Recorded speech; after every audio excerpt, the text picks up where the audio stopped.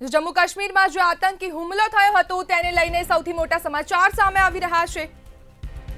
આ સમાચાર જમ્મુ કાશ્મીરથી 4 આતંકવાદીની તસવીરો સામે આવી। આતંકવાદી હુમલામાં 25 થી વધુ લોકોના મોત થયા છે। ગઈકાલે પહલગામમાં આતંકવાદીઓએ હુમલો કર્યો હતો। આતંકી હુમલામાં 26 લોકોના મોત થયા હતા। ત્યારે આ સમાચાર જમ્મુ કાશ્મીરથી દેશના દુશ્મનોના ફોટા સામે આવ્યા। જમ્મુ કાશ્મીરમાં જે આતંકી હુમલો થયો હતો તેને લઈને સૌથી મોટા સમાચાર સામે આવી રહ્યા છે, જેમાં 4 આતંકવાદીઓની તસવીરો સામે આવી। ત્યારે હુમલામાં 25 થી વધુ લોકોના મોત થયા છે। ગઈકાલે પહલગામમાં આતંકી હુમલો થયો હતો। આતંકી હુમલામાં 26 લોકોના મોત થયા। દેશના દુશ્મનોના ફોટા સામે આવ્યા। 4 આતંકવાદીઓના ફોટા સામે આવ્યા છે। ત્યારે આતંકી હુમલાને લઈને સૌથી મોટા સમાચાર સામે આવી રહ્યા છે, જેમાં 4 આતંકવાદીઓની તસવીરો સામે આવી। ત્યારે અમિત શાહ પણ જે જગ્યાએ હુમલો થયો હતો તે સ્થળે પહોંચ્યા છે। ગઈકાલે પહલગામમાં આતંકવાદીઓએ હુમલો કર્યો હતો, જેમાં આતંકી હુમલામાં 26 લોકોના મોત થયા છે। ત્યારે દેશના દુશ્મનોના ફોટા સામે આવ્યા। તો જમ્મુ કાશ્મીરથી આ સમાચાર સામે આવી રહ્યા છે, જેમાં ગઈકાલે આતંકી હુમલો થયો હતો તેને લઈને મોટા સમાચાર સામે આવ્યા, જેમાં 4 આતંકવાદીઓની તસવીરો જાહેર કરવામાં આવી।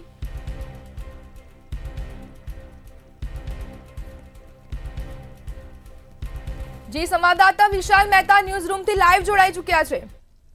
જે આતંકી હુમલો થયો હતો જેમાં 26 લોકોના મોત થયા છે, ત્યારે હવે જે આતંકવાદીઓ છે તેમની તસવીરો સામે આવી છે।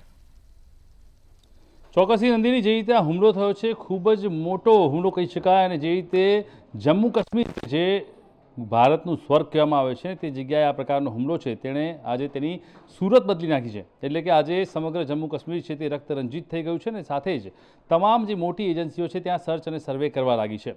એનઆઈએની તપાસમાં કેટલાક ચહેરાઓ ખુલીને બહાર આવ્યા છે, કારણ કે જે ગુપ્તચર એજન્સીઓ છે તેમણે અને એનઆઈએ દ્વારા જે તપાસ કરવામાં આવી છે તેની અંદર 3 આતંકીઓના નામ બહાર આવ્યા છે, સાથે 4 ફોટા મળ્યા છે, જેમાં એક અબુ થલ્લા, સુલેમાન શાહ અને આસિફ ફૌજી, આ 3 આતંકવાદીઓના નામ બહાર આવ્યા છે। અને સાથે ગુપ્તચર એજન્સીઓ દ્વારા જે માહિતી મળી છે તેમાં એ વાત પણ બહાર આવી છે કે આ તમામ જે આતંકવાદીઓ હતા તે તમામ પૂર્ણ તૈયારીઓ સાથે ત્યાં આવ્યા હતા। તે લોકો ત્યાં આવ્યા ત્યારે તેમની પાસે તમામ પ્રકારના હથિયારો હતા, તેમની પાસે તમામ દવાઓ હતી અને ડ્રાયફ્રૂટના પેકેટો હતા। એટલે આતંકવાદીઓ પહેલેથી જ નક્કી કરીને આવ્યા હતા કે ત્યાં એક મોટો આતંકી હુમલો કરવાનો છે અને દેશની અંદર હાહાકાર મચાવવાનો છે।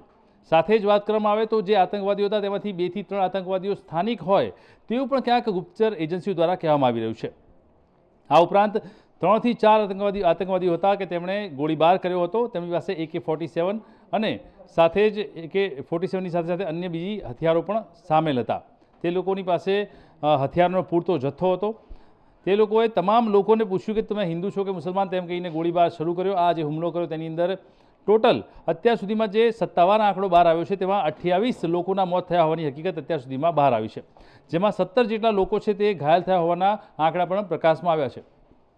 મોટી વાત એ કહી શકાય કે જે રીતે આ સમગ્ર હુમલો થયો છે એની અંદર તમામ હિન્દુઓની સાથે સાથે એક મુસલમાનનું પણ મોત થયું છે, જે ત્યાંનો જમ્મુ કાશ્મીરનો છે, જે અનંતનાગનો રહેવાસી છે।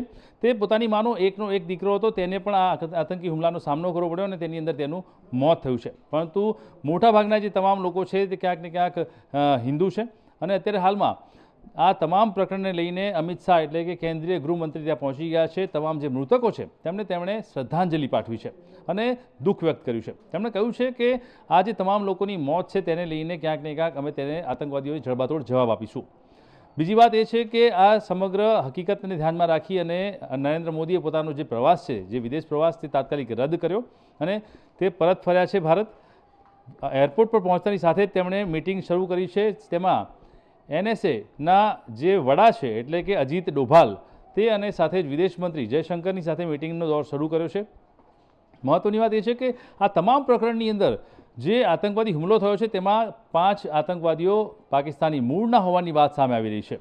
આ તમામ લોકો છેલ્લા કેટલાક દિવસથી જમ્મુ કાશ્મીરમાં રોકાયેલા હતા અને તે લોકોએ ત્યાં આસપાસના વિસ્તારમાં એટલે કે પર્યટક સ્થળ છે તે તમામ જગ્યાની રેકી કરી અને ત્યારબાદ તેમણે તપાસ કાર્યવાહી પૂર્ણ થયા બાદ આ આતંકી હુમલાને અંજામ આપ્યો. સૌથી મોટી વાત એ કહી શકાય કે જમ્મુ કાશ્મીર છે તે આતંકવાદીઓથી અફેક્ટેડ એરિયા છે. જમ્મુ કાશ્મીરમાં સેના અંડરટેકિંગ સ્ટેટ છે અને ત્યાં તમામ જગ્યાએ સેનાની ઉપલબ્ધિ હોય છે અને સેનાને રાખવામાં આવતી હોય છે. તે અવારનવાર મુવમેન્ટમાં રહેતી હોય છે. તેમ છતાં ના તો સેના ના તો સ્થાનિક પોલીસ ત્યાં જોવા મળી. આતંકવાદીઓ જ્યાં સુધી હુમલો કર્યો ત્યાં સુધી બેફામ હુમલો કર્યા બાદ આ તમામ લોકોના મોત નિપજાવ્યા. તે લોકોએ પોઈન્ટ બ્લેન્ક રેન્જથી હુમલો કર્યો. થોડા દિવસે થયેલા હુમલાની અંદર અનેક લોકો મોતને ભેટ્યા. અને સૌથી મોટી વાત એ છે કે તેમની જે મોડસ ઓપરેન્ડી હતી તે મોડસ ઓપરેન્ડી એવી હતી કે તેમણે તમામ હિન્દુ એટલે કે તમામ પુરુષ હતા તે પુરુષને ફાયરિંગ કરીને મારી નાખ્યા અને મહિલાઓને જીવતી રાખી કે તે લોકો આ તમામ જે ઘટના છે તેની આપવીતી સરકાર સુધી અથવા તો તેમના પરિવાર સુધી કહી શકે અને તેનો પડઘો સમગ્ર ભારત દેશમાં પડે. આ ખૂબ જ નિંદનીય બાબત કહી શકાય. જમ્મુ કાશ્મીરનો આ સૌથી મોટો આતંકી હુમલો અત્યાર સુધીનો ગણવામાં આવી રહ્યો છે કે પર્યટકો પર જે હુમલો થયો છે અને ધોળા દિવસે આ હુમલાને જે અંજામ આપવામાં આવ્યો તેને લઈને આજે સમગ્ર દેશમાં શોકનો માહોલ જોવા મળી રહ્યો છે. તમામ દેશવાસીઓ આજે શોકમાં છે અને તમામ લોકો એક જ વાત કરી રહ્યા છે કે આ હુમલાનો જડબાતોડ જવાબ આપવામાં આવે. આ હુમલો કોણે કર્યો છે, તેની પાસે કોનો હાથ છે, તે તમામ તપાસ અત્યારે ચાલી રહી છે. જ્યારે ખાનગી એજન્સીઓની વાત કરીએ, કેટલાક સૂત્રોની વાત કરીએ તો આ તમામ હુમલાની પાછળ પાકિસ્તાની સેનાના ચીફનો પણ ક્યાંક ઇશારો અથવા તો મદદ હોય તેવી વાત અત્યારે સામે આવી રહી છે. અને બીજી તરફ વાત કરીએ તો આ સમગ્ર પ્રકરણની અંદર ક્યાંક ને ક્યાંક જે આતંકી જે સૈન્ય છે તેનો જે સરગના છે તેનું પણ ક્યાંક મદદગારી હોય તેવી હકીકત સામે આવી છે. આ તમામની વચ્ચે અત્યારે એનઆઈએ દ્વારા 4 તસવીરો રજૂ કરવામાં આવી છે. 4 આતંકીઓના ચહેરા સ્ક્રીન પર મોકલવામાં આવ્યા છે અને તેને લઈને તે લોકોએ તપાસનો દોર શરૂ કર્યો છે. સાથે જ તે લોકોએ આ આસપાસના તમામ જે હુમલાનો જે વિસ્તાર હતો તે હુમલાના વિસ્તાર સહિતના આસપાસના તમામ વિસ્તારોને કોર્ડન કરી અને ત્યાં તપાસ કાર્યવાહી તેજ કરી છે. જી તમારી સાથે જોડાયેલા લેજો વિશાલ. ત્યારે દેશના દુશ્મનોના ફોટા સામે આવ્યા છે. જ્યારે આતંકી હુમલાને લઈને સૌથી મોટા સમાચાર સામે આવ્યા, જેમાં 4 આતંકવાદીઓની તસવીરો સામે આવી છે, જ્યારે તેમના નામ પણ જાહેર કરવામાં આવ્યા છે. જ્યારે ગઈકાલે પહલગામમાં આતંકી હુમલો થયો હતો. આતંકી હુમલામાં 25થી વધુ લોકોના મોત થયા છે, જ્યારે ગુજરાતના 3 લોકો પણ સામેલ છે. ત્યારે સુરતમાં રહેતા 2 પિતા અને પુત્રના મોત થયા છે. જ્યારે જમ્મુ કાશ્મીરમાં સરકારના સબ સલામતના દાવા વચ્ચે તેમના દાવા પોકળ સાબિત થયા છે. 4 આતંકવાદીઓની તસવીરો પણ સામે આવી છે. જ્યારે ગઈકાલે પહલગામમાં આતંકી હુમલો થયો હતો, જેને સરકાર હવે એક્શન મોડમાં આવી છે, ત્યારે અમિત શાહ પણ જ્યાં હુમલો થયો હતો તે સ્થળ પર પહોંચ્યા છે અને તે સ્થળની મુલાકાત લઈ રહ્યા છે. દેશના દુશ્મનોના ફોટા પણ સામે આવ્યા. જ્યારે આતંકી હુમલાને લઈને સૌથી મોટા સમાચાર સામે આવ્યા, જેમાં આતંકવાદીઓના 4 ફોટા સામે આવ્યા છે.